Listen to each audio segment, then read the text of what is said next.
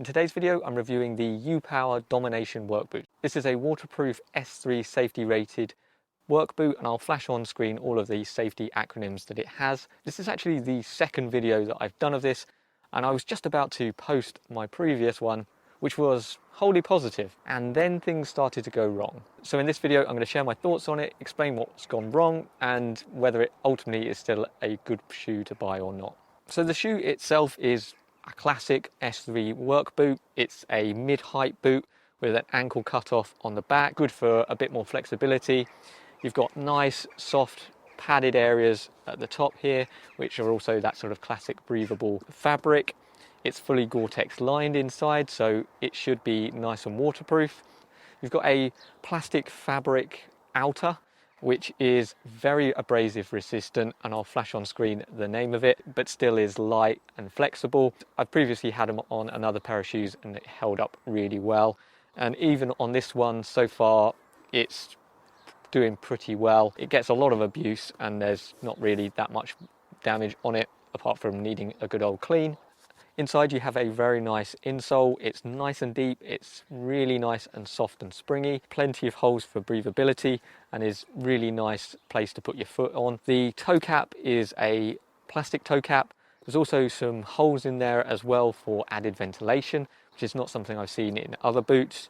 The real sort of selling point and party piece of these boots and a lot of U-Power shoes is the sole units. They are designed to be really nice and soft and springy. With that in mind, they have a TUP foam inside, which is more akin to what you find in sports shoes, where you get that spring and responsiveness from the shoe itself.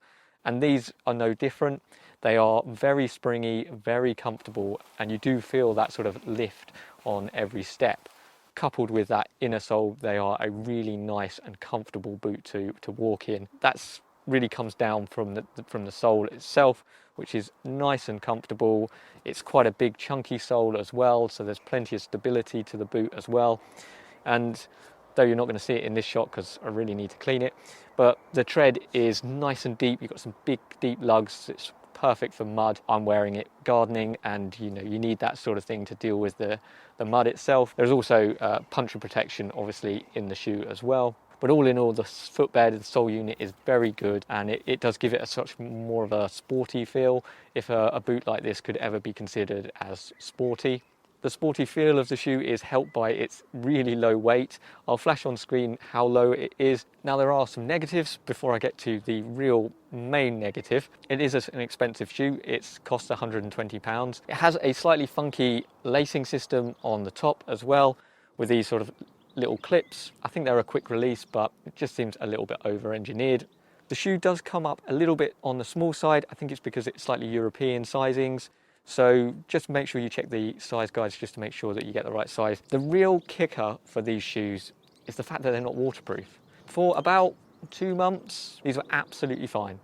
I was waxing lyrical, as I say. I did a video on them, singing their praises, and I have already, in this video, I've sung their praises. They are a lovely boot, but they are a waterproof boot that's not waterproof. They've got gore-tex. The outer fabric has water resistance in it as well. But what's happening is round where the foot bends, the sole is separating from the fabric, which is allowing water to get down into below the sole unit and onto the gore-tex membrane.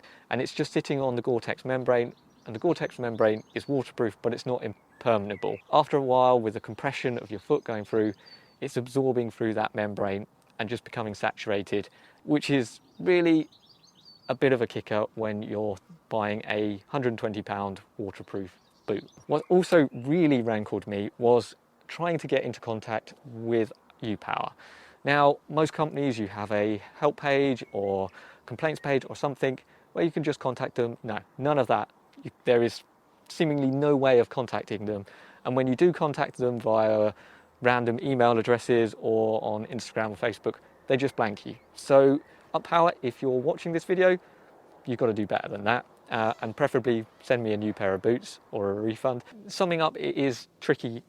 I think in general, they are a very good boot, and if they weren't supposed to be waterproof, I'd be fine about them. They're the nicest boot in terms of the boot feel and the comfort that I've ever worn, But in terms of that longevity and the fact that they're supposed to be waterproof and they're not, really does lower them down for me. They don't justify the price point, and it's a disappointment because I'm going to have to get another pair next year of something different because I won't be getting these again.